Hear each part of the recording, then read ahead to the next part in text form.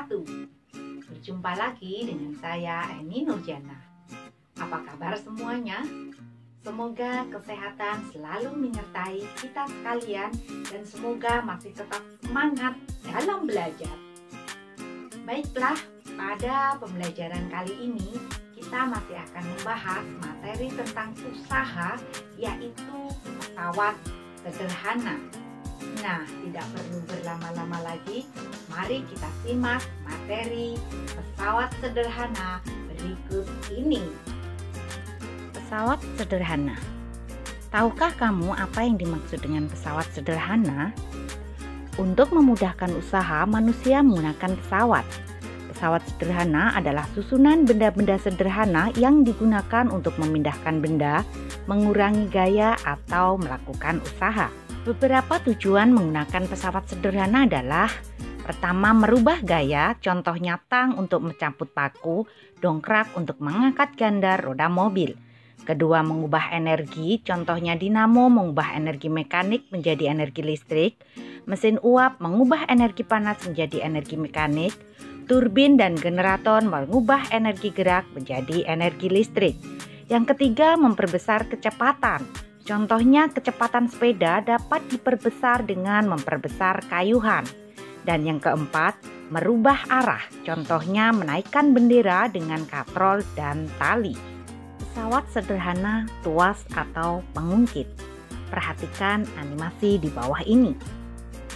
Dengan bantuan tuas atau pengungkit, beban yang berat dapat diangkat sedikit demi sedikit dan dapat dipindahkan dengan gaya lebih kecil dari berat beban. Perhatikan gambar posisi tumpuan, beban, dan kuasa pada tuas berikut. Pada tuas berlaku prinsip atau asas tuas yang berbunyi sebagai berikut. Beban kali lengan beban sama dengan kuasa kali lengan kuasa. Beberapa model tuas. Tahukah kamu pengelompokan model-model tuas? Beberapa model tuas dikelompokkan berdasarkan posisi beban, tumpuan, dan kuasa. Titik tumpu berada antara beban dan kuasa. Perhatikan pada gambar berikut. Contohnya adalah gunting dan tang. Berikutnya, beban berada antara titik tumpu dan kuasa. Perhatikan gambar. Contohnya adalah gerobak dorong dan catut pencabut paku. Berikutnya, kuasa diterapkan antara beban dan titik tumpu. Perhatikan gambarnya. Dan contohnya adalah stapler. Keuntungan mekanik tuas. Tahukah kamu apa yang dimaksud dengan keuntungan mekanik? Keuntungan mekanik tuas, KM, adalah nilai perbandingan antara beban, W, yang diangkat dengan kuasa F yang dibutuhkan untuk menggerakkan. Secara matematis ditulis KM sama dengan W per F. Persamaan di atas sebanding dengan KM sama dengan lengan kuasa dibagi dengan beban. Dua persamaan di atas dapat digabung sebagai berikut. W per F sama dengan LK per LB. Sehingga F sama dengan W kali LB dibagi LK. Perhatikan contoh soal berikut. Panjang AB sama dengan 2 meter. Jika panjang lengan beban 40 cm dan berat batu 100 Newton, hitunglah keuntungan mekanik dan gaya yang diperlukan untuk mengungkit batu tersebut. Dari soal diketahui panjang tuas AB sama dengan 200 cm, LB sama dengan 40 cm, dan LK sama dengan 200 cm dikurangi 40 cm sama dengan 160 cm. Berat beban sama dengan 100 Newton. Ditanya A keuntungan mekanik KM dan B gaya yang dibutuhkan untuk mengangkat batu F. Mari kita cek jawabannya. Untuk A, KM sama dengan LK per LB sama dengan 160 dibagi 40, ketemu 40 cm.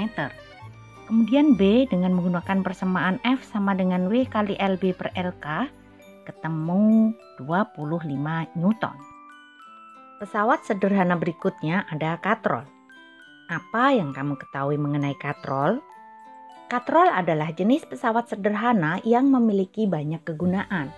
Katrol ada dua macam, yaitu katrol tunggal dan katrol majemuk. Katrol tunggal. Katrol tunggal dibedakan menjadi dua, yaitu katrol tunggal tetap. Perhatikan animasi di samping. Katrol ini mengubah arah gaya. Jika kita mengangkat beban secara langsung, kita harus mengarahkan gaya ke atas. Sedangkan kalau menggunakan katrol, kita mengarahkan gaya ke bawah sehingga benda terasa lebih mudah terangkat. Gaya yang dikeluarkan untuk mengangkat benda menggunakan katrol tunggal tetap adalah sama dengan berat benda. Karena gaya sama dengan beban, maka keuntungan mekanis katrol tunggal tetap sama dengan 1.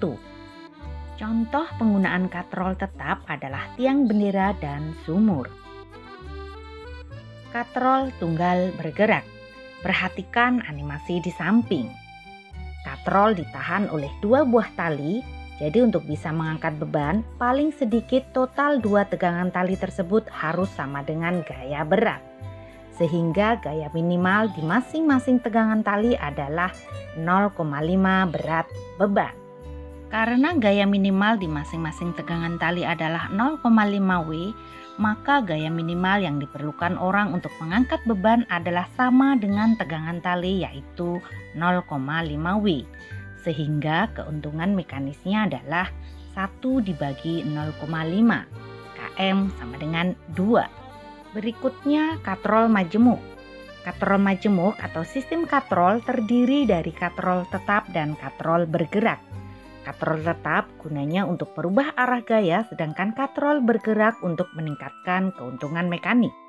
Keuntungan mekanik katrol majemuk didasarkan pada jumlah ruas tali yang menahan beban ke atas.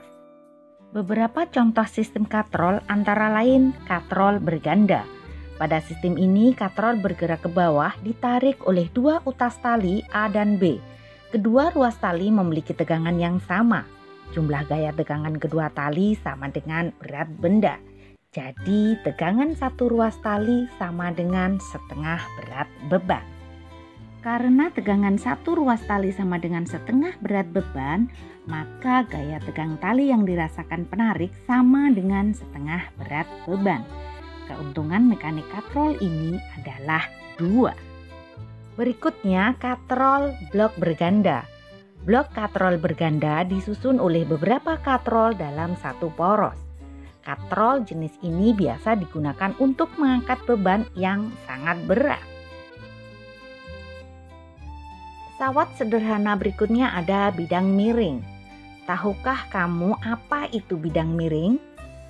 Perhatikan animasi di bawah ini. Keuntungan mekanik bidang miring adalah perbandingan antara panjang bidang miring dengan tinggi bidang miring. Dirumuskan dengan km sama dengan L per H. Perhatikan contoh soal. Sebuah peti yang beratnya 1200 Newton akan didorong melalui bidang miring sepanjang 15 meter dan tinggi 2,5 meter. Hitunglah A, gaya yang dibutuhkan untuk mendorong peti. B, keuntungan mekanis. Digambarkan seperti gambar berikut ini. Nah, mari kita lihat jawabannya. Untuk yang A, usaha jika tanpa bidang miring sama dengan 1200 Newton kali 2,5 sama dengan 3000 Joule. Usaha dengan bidang miring sama dengan usaha tanpa bidang miring sama dengan 3000 Joule. Karena panjang bidang miring 15 meter, maka gaya sama dengan F sama dengan W per S, ketemu 200 Newton. Sedangkan B, keuntungan mekanisnya sama dengan L per H sama dengan 15 meter dibagi 2,5 sama dengan 6. Prinsip bidang miring banyak dimanfaatkan dalam kehidupan sehari-hari. Tahukah kamu contoh pemanfaatan prinsip bidang miring? Yang pertama, jalan di sekitar gunung dibuat melingkar. Agar kemiringannya tidak terlalu terjal, maka jalan dibuat melingkar. Jadi mobil yang hendak naik ke puncak gunung hanya membutuhkan gaya yang kecil. Berikutnya pisau dan kapak. Untuk memudahkan membelah atau memotong sesuatu, pisau dan kapak memanfaatkan prinsip bidang miring. Pada pisau dan kapak, gaya vertikal yang kecil diubah menjadi gaya ke samping yang lebih besar. Berikutnya, sekrup. Pada sekrup, bidang miring berada pada pusat batang sehingga membentuk uliran. Dengan demikian, gaya memutar yang kecil bisa diubah menjadi gaya arah vertikal yang lebih besar. Nah, demikian tadi materi tentang IPA kelas 8, usaha, yaitu tentang pesawat sederhana. Nah, untuk melihat materi-materi yang lain, kalian bisa mengklik informasi di pojok atas ini ya, atau kalian bisa mengklik kartu-kartu yang ada di sini. Jangan lupa nyalakan loncengnya agar kalian mendapatkan notifikasi dari update materi-materi terbaru berikutnya. Semoga bermanfaat. Terima kasih. Wassalamualaikum warahmatullahi wabarakatuh.